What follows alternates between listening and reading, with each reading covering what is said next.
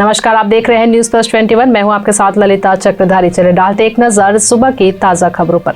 महाराष्ट्र के सतारा में भूकंप के झटके, रिक्टर स्केल पर 3.3 मापी गई तीव्रता। आत्मनिर्भर अर्थव्यवस्था पर भाजपा कार्यकर्ताओं को 2 फरवरी को संबोधित करेंगे प्रधानमंत्री। प्रत्येक विधानसभा में लगेगी LED स्क्रीन। दिल्ली में कमर्शियल सिलेंडर की कीमत में 91.50 रुपए की कटौती, अब चुकाने होंगे 1907 रुपए। उत्तराखंड चुनाव 2022 के लिए चुनाव आयोग का फैसला, चुनावी रैलियों और रोड शो पर 11 फरवरी तक लगे रहेगी रोक। पंजाब की सियासत में दविंदर पाल भुल्लर की रिहाई पर केजरीवाल सरकार आज ले सकती है बड़ा फैसला। उपसेना प्रमुख लेफ्टिनेंट जनरल मनोज पांडे ने नियुक्ति के बाद शहीदों को दी श्रद्धांजलि। मुख्यमंत्री भूपेश बघेल की अध्यक्षता में राज्य मंत्रिपरिषद की बैठक में स्कूलों को दोबारा खोलने पर हो सकता है फैसला।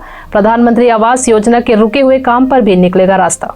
छत्तीसगढ़ में शिक्षकों के प्रमोशन पर हाईकोर्ट ने लगाई रोक, राज्य सरकार से मांगा जवाब। जूनियर के 3 साल में प्रमोशन से सीनियर शिक्षक हो रहे हैं प्रभावित। लावण्य आत्महत्या का मामला पहुंचा सुप्रीम कोर्ट, PIL के जरिए केंद्र से सख्त धर्मांतरण विरोधी कानून बनाने की मांग। बजट 2022 में वित्त मंत्री ने कहा, आगामी वित्त वर्ष में भारत की आर्थिक वृद्धि 9.2% रहने का अनुमान है। ऐसे ही तमाम जानकारी से लगातार अपडेट रहने के लिए हमारे चैनल को लाइक और सब्सक्राइब करना ना भूलिए। नोटिफिकेशन के लिए बेल आइकन जरूर दबाएं। देखते रहिए न्यूज प्लस 21, आपके हक की बात।